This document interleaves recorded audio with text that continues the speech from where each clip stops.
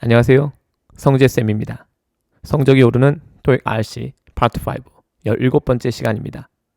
자, 이번 강의도요. 알찬 문제 준비했습니다. 다들 잘 듣고 완벽하게 실력 향상 도모하시기 바랍니다. 다들 준비되셨죠? 시작할게요. 첫 번째 문제입니다. 자, 일단 보기를 슬쩍 봐도 동사 관련된 문제라는 것을 어느 정도 짐작할 수 있겠고요. 비동사가 존재하네요. 빈칸 앞에는요. 그럼 이제 전부 다 보기가 ED 형태니까 뭔가 이제 수동태 관련된 문제구나라는 걸 알 수 있고요.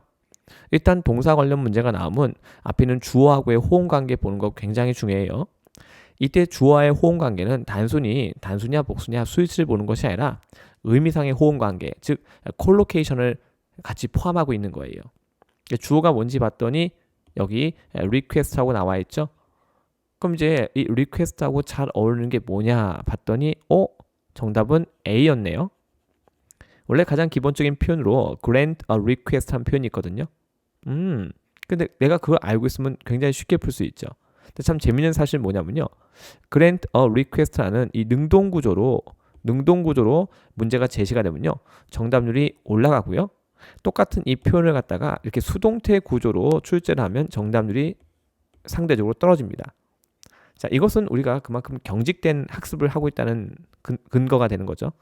내가 암기한 순서대로 이렇게 출제가 되면 쉽게 인지하는데 이렇게 순서만 바뀌어도 잘 인지를 못한다는 거죠. 그래서 이런 부분에 대해서 우리가 조금 보완을 하고 좀 신경 써서 시험장 갈 필요가 있겠습니다. 그래서 이제 정리 좀 해볼게요. 자, 이 문제는 사실상 무슨 문제였다? 콜로케이션 문제였죠. 서로 짝이 되는 표현을 선택하는 그런 문제였고 매 회차 시험마다 반복해서 이 콜로케이션 관련 문제가 출제가 되고 있기 때문에 우리가 사전을 통해서 예문 중심의 학습을 할 필요가 있죠. 자, 여기 보면 굉장히 상투적으로 쓰여지는 표현도 나오는데요. After careful consideration. 자, 심사숙고 후에 이렇게 되는 거죠. 굉장히 흔하게 쓰는 표현이에요. 덩어리로 통째로 다 기억하셨으면 좋겠어요. 그래서 우리가 회화 같은 거 할 때도 적절히 잘 써먹을 수 있겠죠. 그래서 심사숙고 후에 자, 직원들의 요청이 어떻게 됐다? 허용되었다. 이런 얘기죠. 자, 누구에 의해서? 디파트먼트 헤드에 의해서. 자, 부서장. 부서를 책임진 분에 의해서 직원들의 요청이 허락이 받아진 거죠. 요청이 허락돼진 거예요. 그러니까 직원들이 한 요청이 있는데 그걸 누가 허락해 준 거죠? 바로 디파트먼트 헤드가 허락을 해준 건데 그 내용을 수동태 구조로 이렇게 바꾼 거예요. 자, 이렇게 해서 정답 뭐로 간다? 정답 A 선택할 수 있었습니다. 자, 그 다음에 제가 여기 drop a plane이라는 표현도 시험에 나오니까 이렇게 잠깐 적어둔 거고요. reach an agreement 정말 흔하게 출제가 되고 있죠. 그 다음에 remind 같은 경우는요. 구조가 많이 나와요. remind somebody to 부정사 이게 5형식 구조고요. 아니면 remind somebody 간접 목적어 대디아 직접 목적어 4형식 구조로 이렇게 출제가 되고 있고요. remind 같은 경우 이 안에 must의 개념이 포함되어 있죠. 그래서 파트 7 지문에서 발견되면 그 문장은 정말 유심히 잘 살피셔야 돼요. 가벼운 얘기할 때 리마인드 쓰는 사람은 없거든요. 제가 항상 정답만 딱 선택하고 넘어가지 않고 나머지가 어떻게 쓰여지는지도 최소한 한 가지 쓰임새 정도는 언급하고 넘어가죠. 자, 그 이유는 분명히 B하고 C하고 D도요. 이 문제에서 정답은 아닐지라도 다른 문제로 또 출제가 되고 있기 때문에 반드시 문제 풀고 리뷰할 때는 한 번쯤은 짚고 넘어갈 필요가 있다는 것을 이렇게 계속해서 여러분들한테 말씀드리고 있는 거예요. 기억해 주세요. 자, 그리고 현재 이 문장은요. 주어가 아닌 걸로 시작하죠. 자, 이렇게 주어가 아닌 걸로 시작할 때는 시선을 잡아끄는 그런 목적이 있는 거죠. 그래서 이런 식의 문장은 파트 7 지문에서 발견하면 유심히 살피셔야 돼요. 글 쓴 사람이 왜 독자의 시선을 잡아끌고 싶었을까요? 중요한 얘기 하려고요. 그래서 이런 부분의 내용은 절대로 우리가 간과하고 그냥 대충 넘어가면 안 된다는 거. 자, 이 상태에서 우리 뭐 확인하셔야 돼요? 반드시 사전 확인하고 가셔야 되겠죠? 사전 볼게요. 자, 그랜트, 롱매에서 찾았는데요. 롱매에서 단어 찾아서 이렇게 숫자가 붙어있으면 어때요? 숫자가 붙어있으면 겉모습은 똑같은데 기능이 다양하다. 사실 그랜트는요. 지금 첫 번째는 이제 동사라고 나와 있지만요. 그랜트는 뭐도 되죠?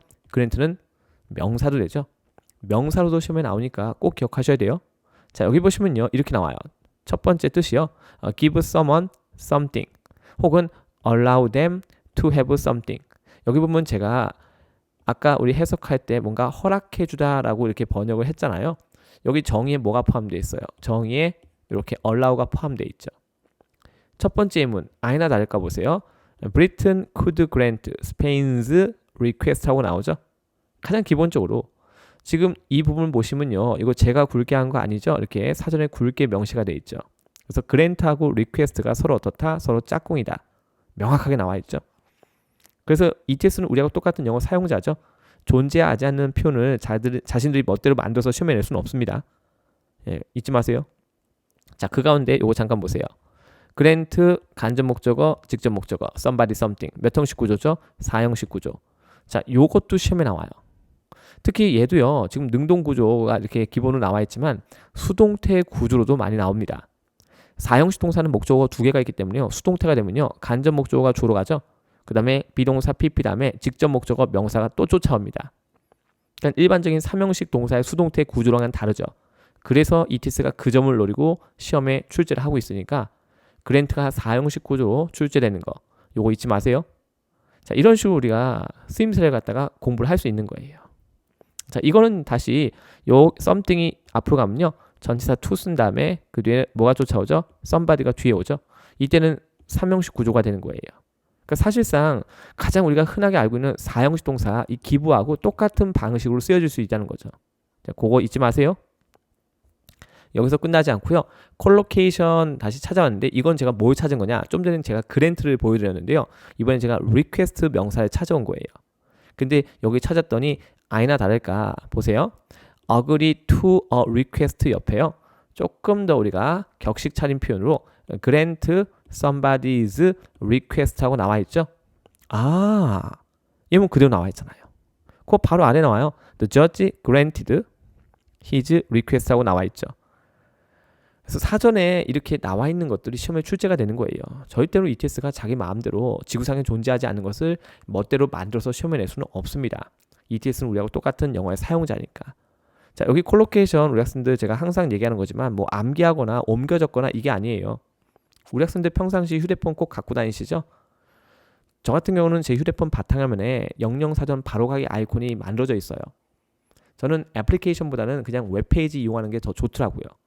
그래서 바탕화면에 웹사이트 아이콘, 바로가기 아이콘 만든 다음에요.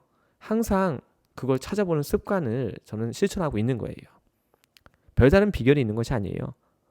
미국 가면 누구나 다 영어 잘하거든요. 특별히 어떤 능력이 있어야 되는 것이 아닙니다. 어렵고 쉽고의 문제가 아니라 익숙하냐 익숙하지 않냐의 문제인 거예요. 그래서 평상시 여러분들이 항상 소지하는 휴대폰에서 영영사전을 이용하는 습관 이걸 꼭 한번 실천을 해보시기 바랍니다. 그 다음에 그랜트가 아까 명사도 된다고 말씀드렸죠. 제가 처음에 동사 보여줄 때는 롱맨 보여드렸는데요. 제가 여러 가지 사전을 보니까 옥스퍼드에 이 그랜트가 명사로서 설명이 좀 잘 되어 있더라고요. 자, 그랜트는요. 돈이란 뜻이 있어요. 돈이요. 원래 정부나 어떤 기관이 주는 보조금을 우리가 보통 그랜트라고 합니다. 선생님, 그럼 이거 돈 관련 단어네요? 네, 맞아요. 근데 우리 학생들 뭐가 떠올라요? 제가 무슨 말 할지 어느 정도 짐작되죠? 우리 파트 7 지문에서 지문 종류와 무관하게 돈 관련 정보는 무조건 중요하다고 제가 얘기했죠? 우리 한번 생각해봐요. 보조금을 싫어하는 사람이 있을까요? 아니죠. 보조금을 싫어하는 사람은 없단 말이에요. 그래서 이제 우리 학생들 파트 7 지문에서 명사 그랜트 발견하면 무조건 그 문장은 미리 표시하셔야 되는 거예요. 잊지 마세요. 그래서 government grant 하면 뭐예요? 정부 보조금. federal grant 하면 역시 마찬가지예요. 연방 정부 보조금. 이렇게 이해하시면 돼요. 그 다음에 research grant는 뭐예요? 연구 보조금. 이렇게 되겠죠? student grant는 뭐예요? pay for their education. 교육을 위해서 지불하는 돈. 일종의 뭐 교육비 보조금 같은 걸 말하겠죠. 자, 그런 걸 얘기하는 거예요. 그렇구나. 그래서 그랜트가 명사 동사 다 되고 명사할 때는 돈이라는 의미가 있어서 파트 7 지문에서는 매우 중요하게 다루어져야 되겠구나. 여기까지 학습하셔야 돼요. 이쯤 하면 됐겠다 싶을 때 어금니 꽉 깨물고 한 걸음 더 가시는 거예요. 누굴 위해? 우리 학생들 자신을 위해서. 잊지 마세요. 자, 그 다음에 이건 뭐냐면요. 아까 제가 상투적으로 쓴다고 그랬죠. 여기 보세요. After careful consideration. 심사숙고 후에 우리는 결정했습니다. 뭐 하기로? 너에게 일자리를 제공하기로. 여기 offered 몇 형식 동사 쓰였죠? 간접 목적어, 직접 목적어, 4형식 구조죠. 그 앞에 decide to 부정사까지 있고요. 그러니까 사실 우리가 이렇게 자꾸만 이제 확인하면요. 좋은 인풋을 자연스럽게 많이 접하게 되죠. 그럼 당연히 시험장 가서 시험 결과도 좋을 수밖에 없어요. 인풋이 좋으면 뭐가 좋아요? 아웃풋이 좋을 수밖에 없잖아요. 다시 한번 말씀드릴게요. 옮겨 적거나 암기하지 마시고요. 자꾸만 찾아서 눈으로 확인하고 읽고 이해하고 넘어가는 행동을 반복하시면 돼요. 그럼 어느 순간 영어가 굉장히 편해져요. 왜냐면 익숙해지니까. 그 다음부터는 걱정할 게 아무것도 없는 거예요. 잊지 마세요. 꾸준히 하시면요. 누구나 잘합니다. 다음 두 번째 문제예요. 두 번째 문제. 자, 여기 또 중요한 포인트, 추가 포인트 있으니까요. 문제 풀고 제가 설명 좀 자세히 드릴게요. 자, 이 문제도 사실 콜로케이션 문제예요. 콜로케이션 문제긴 하지만 반드시 또 문맥상의 힌트도 같이 존재합니다. 앞에서 우리 both options라고 나오죠. 자, 이때 both는 이 중에 한정사죠. 당연히 뒤에는 뭐가 와요? 복수가사 명사 오죠. 우리가 both A and B 이것만 생각하시면 안 돼요. both options. 그럼 몇 개 옵션이죠? 두 개 옵션이죠. 자, 두 개 옵션이 어떻다? equally. 똑같이 어떻다? 적절하다, 적합하다. 뭘 위해서? 그 프로젝트를 위해서. 자, 근데 동시에 보세요. 여기는 ing가 붙었죠. 근데 영어의 동사는요. 동사건 준동사건 행위 주체가 있어야 돼요. 여기 이 오퍼링은 ing가 붙었지만 분명히 동사에서 파생된 준동사죠. 요거는 이제 분사거든요. 분사. 그럼 이 분사의 행위 주체가 누굴까요? 당연히 앞에 언급된 both options가 되는 거죠. 그래서 두 개의 옵션이 제공합니다. 뭘 제공하죠?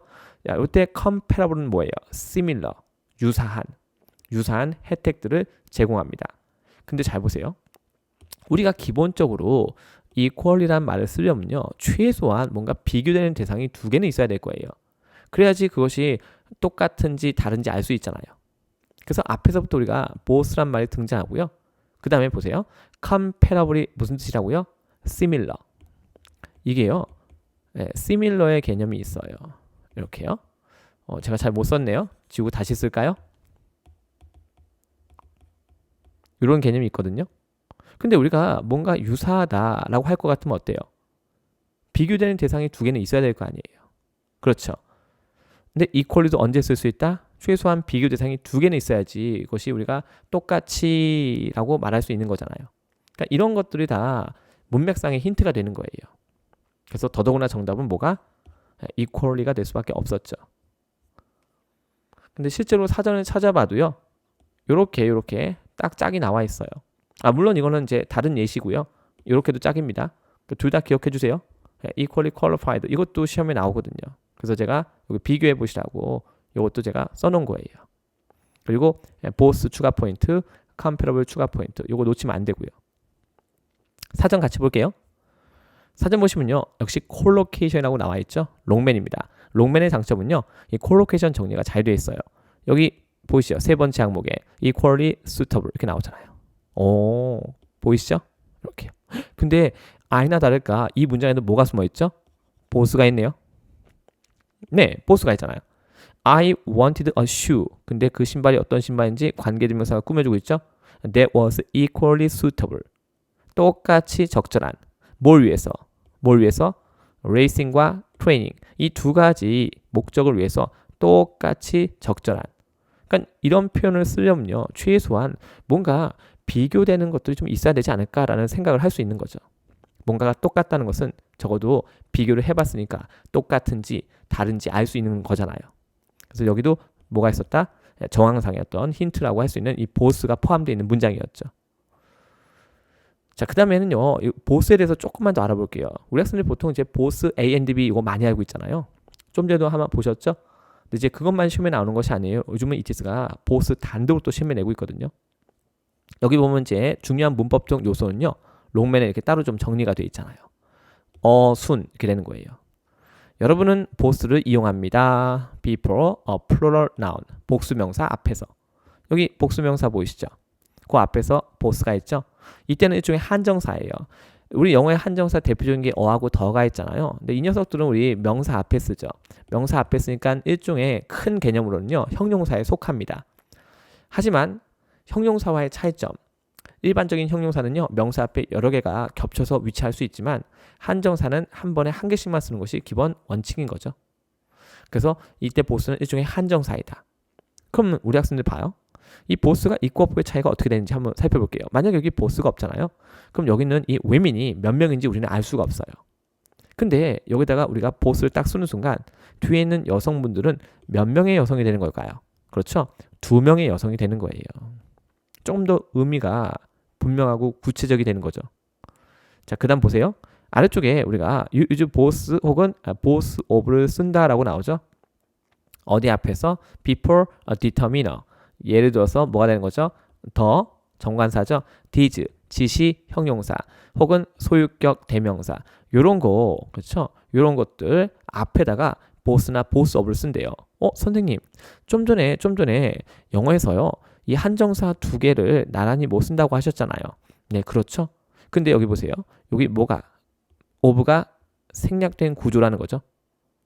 이해하셨어요? 그래서 이제 of가 원래 이렇게 쓰여지는 건데 그걸 생략하면요 당연히 뭐만 남게 돼요. 그 앞에 이렇게 both만 남게 되겠죠. 그래서 원래 원칙적으로 두 개 붙여서 못 써요. 다만 여기서 of를 생략하게 되면 겉으로 보여지는 건 어때요? 한정사 both하고 정관사 더가 같이 붙어 있는 것처럼 보여질 수는 있다는 거죠. 그렇게 이해하시면 되는 거예요. 괜찮죠? 자, 근데 밑에는 이렇게 나와요. Don't say, the boss, her boss 이렇게는 쓰면 안 된대요. 그러니까 boss를 앞에 써야 되는 거죠. 그래서 우리가 이러한 한정사 있죠. 한정사 앞에 쓰는 한정사라고 해서 이 boss를 우리가 predeterminer라고 하기도 합니다. 여기서 boss가 단독 쓸 때는 그냥 determiner. 근데 다른 한정사 앞에 쓰니까 before라는 개념을 포함한 pre를 앞에 붙여서요. predeterminer 이렇게 얘기하는 거예요. 그 다음에 잘 보세요. You use both after a pronoun. 대명사 뒤에서 쓸 수 있대요. 아까는 명사 앞에 쓴다고 그랬는데요. 보세요. 대명사 위 다음에 both 나오죠. 만약에 이때 both가 없으면 어떻게 될까 한번 보세요. We come from Scotland죠. 이때 we는 몇 명일까요? 만약에 both가 없으면요. 우리는 we가 몇 명인지 알 수가 없어요. 근데 여기다가 우리가 both를 추가하게 되면 어떻게 될까요? 앞에 있는 we는 몇 명이 돼요? 이 we는 2명이 되는 거예요. 이해하셨죠? 그래서 both가 있고 없고의 차이점 아시겠죠?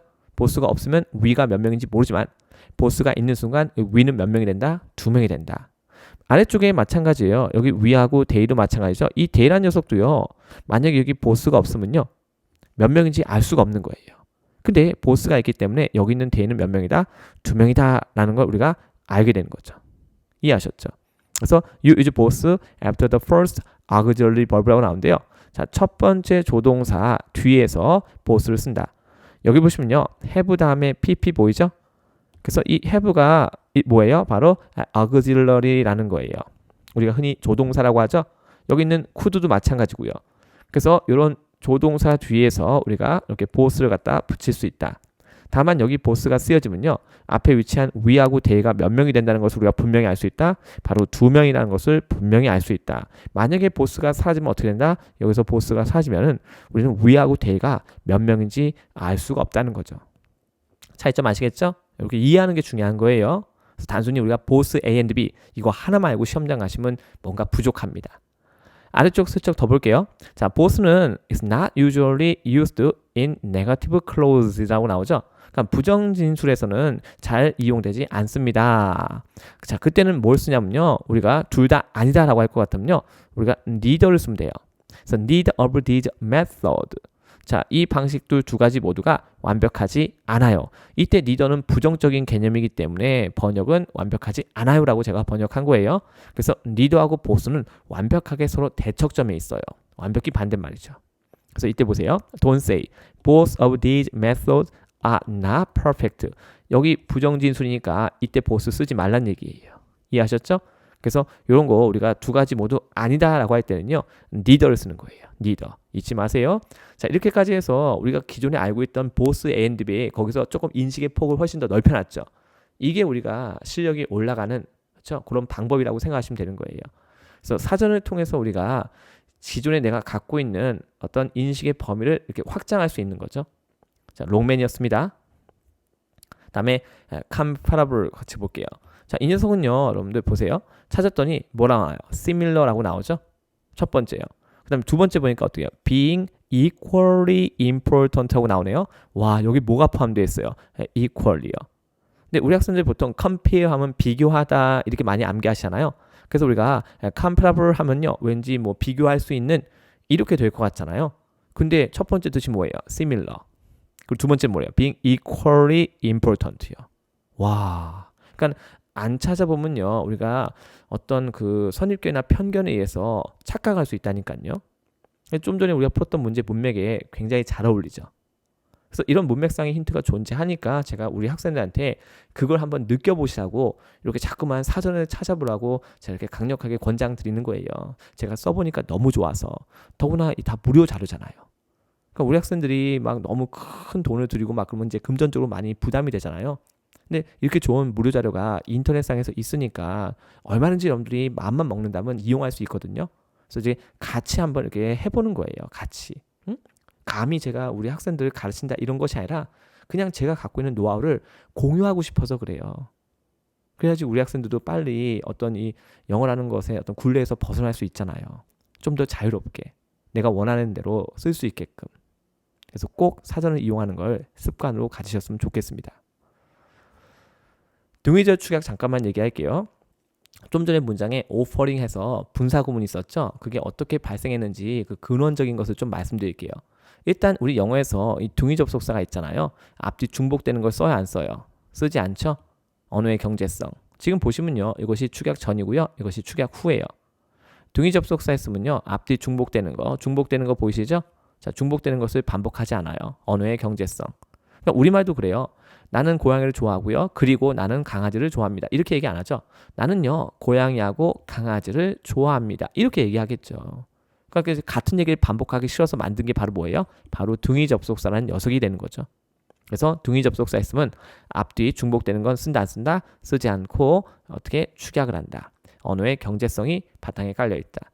근데 요거는 지금 굉장히 단순한 걸 보여드린 거고요. 조금 이제 복잡한 것이 적용된 우리 좀 전에 풀었던 그 문제 한번 적용을 해볼게요. 여기 보시죠. 한번 두 개의 문장을 비교해 보세요. 요것이 축약 전이고요. 요것이 축약 후입니다. 이게 좀 전에 우리가 풀었던 바로 그 문제예요. 한번 살펴보세요.